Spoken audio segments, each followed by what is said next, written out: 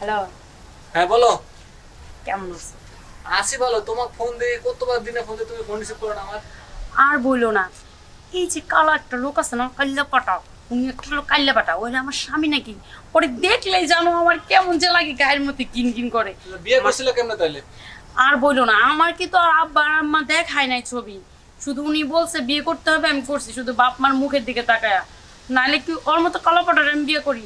তাহলে তো আমি তোমার সাথে কবেই পালা দিতাম। আর তুমিও তো এই যে প্রবাসে গেছো, তোমার কোনো খোঁজ খবরই নাই, তুমি আসোই না। তোমাকে তো বলছি আমি আমার এই সমস্যা চলতেছে, আমি আসবো, কিন্তু তুমি আমাকে যদি সত্যি ভালোবাসো তাহলে এই বিয়েটা করতে না, বুঝছো না? দেখো, আমি তোমাকে সত্যিই ভালোবাসি। জানো তুমি, বাসর রাত, ওর সাথে আমি বাসর রাত করছি মনে করছো? জীবনও না। ওরা আমার এই মনটাই দেনে, আর দেহ তো দূরে থাক। জীবনও না। আমার মনে হয় না, আমার মনে হয় তুমি সবকিছু দিয়ে দিছো। বিশ্বাস করো জান, আমি এসব কিছুই করি না। আমি তোমাকে মনে প্রাণে অনেক ভালোবাসি, তুমি বিশ্বাস করো। সত্যি ভালোবাসো? সত্যি, আমি তোমার ছাড়া বাঁচব না জানো। তুমি যে কোনো মূল্যে হোক, তুমি যেভাবে হোক চলে আসো, আমি তোমার সাথে অনেক দূরে চলে যাবো। তোমার জামাই কই? ঘুমাইতেছে। ঘুমাইতেছে? হ্যাঁ। সত্যি তুমি আমার সাথে কথা বলতেছো জানে না? পরে একটু পরে কথা বলি। তুমি এখানে কি? এসে কার সাথে কথা বলতাছো? কার সাথে কথা বলতেছি মানে? তোমার কৈফিয়ত দিতে হইব। হ্যাঁ, তোমার কৈফিয়ত দিতে হইব। কার সাথে কথা বলি? তুমি আমার স্ত্রী, আমাদের কৈফিয়ত দিবা না? আমাদের ঘুমে রেখে তুমি এখানে এসে কথা বলতাছো? তুমি আমার স্ত্রী। স্ত্রী মারেছে। এই, তোমার চেহারাটা দেখছো, কাইলে পাটা, দেখলেই আমার ভয় করে। তার সাথে আমি ঘুমাবো না। দেখলেই ভয় করে। যখন বিয়ে করছো তখন মনে ছিল না? এই, হ্যাঁ? শোনো, তোমার চেহারাটা যদি দেখতাম না, কোনোদিন আমি তোমার সাথে বিয়ে করতাম না। বাপ মার কারণে তোমার বিয়ে করছি না, তোমার মতো মানুষের আমি বিয়ে করি। তুমি আমার চেয়ে বয়সে কত বড় দেখছো? তোমার সাথে আমার যায়। তাইলে তোমার বাবারে বাদ দেয়া তোমারই দেখতে আশা লাগতো আমারে, বুঝছো? এত ভাব দেখা না। এতই যদি ভালো না হইতো আমার জীবনটা নষ্ট করলা কেন তুমি আমাদের বিয়ে করে? তুমি আমার জীবনটা নষ্ট করছো। তুমি একবারে কি বলা উচিত ছিল না, মেয়ে দেখবো, মেয়ের সাথে কথা বলবো? তখন তো আমি তোমাকে বলতাম, দেখো আমার পক্ষে সম্ভব না তোমার সাথে সংসার করা, আমি অন্য একটা ছেলেকে ভালোবাসি। দেখো আচ্ছা, এই সাইকুল ভাই দাঁড়ান।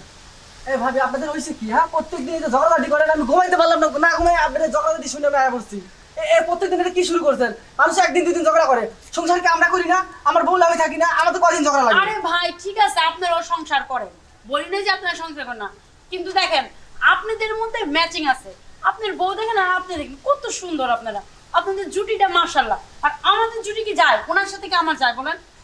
দেখেন ভাবি, আসলে বিয়ের সাথে এগুলো কিন্তু কারো ইচ্ছা থাকে না, এটা আল্লাহ পাকের ইচ্ছা। যার সাথে যার জুড়ি লেখা আছে তার সাথে তার বিয়ে হবেই। এখন আমার ভাইয়ের সাথে বিয়ে হওয়ার আল্লাহ জুড়ি রেখে রাখছিল যখন আপনার বিয়ে হয়েছে। এখন কালো হোক দলা হোক যেমনই হোক, সে আপনার স্বামী, আর স্বামীর পায়ের নিচে কিন্তু স্ত্রীর বেহেশত, এটা আপনার মাথায় রাখতে হবে। ঠিক আছে, মাথায় রাখতে হবে। দেখেন আমার ওনার একদম পছন্দ না, আমি ওনার সাথে কিভাবে সংসার করব? দেখেন ভাবি, বাঙালি নারীদের কিন্তু জীবনে একবারই বিয়ে হয়। মানে আপনি কি চান যে আমার ভাইকে ছেড়ে দিয়ে আবার বিয়ে করবেন?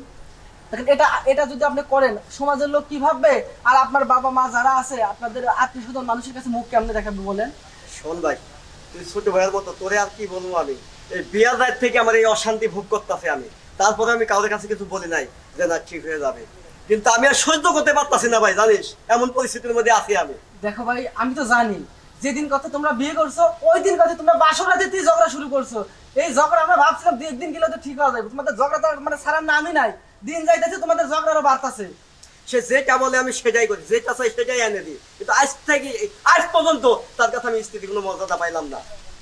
দেখেন ভাবি, আমার ভাই কালো হলেও কিন্তু সে আপনার যথেষ্ট পরিমাণ খেয়াল রাখে, সে যথেষ্ট পরিমাণ আপনাকে আদর করে, যখন যেটা চাইতেছেন সেটাই আপনারা দিতেছে।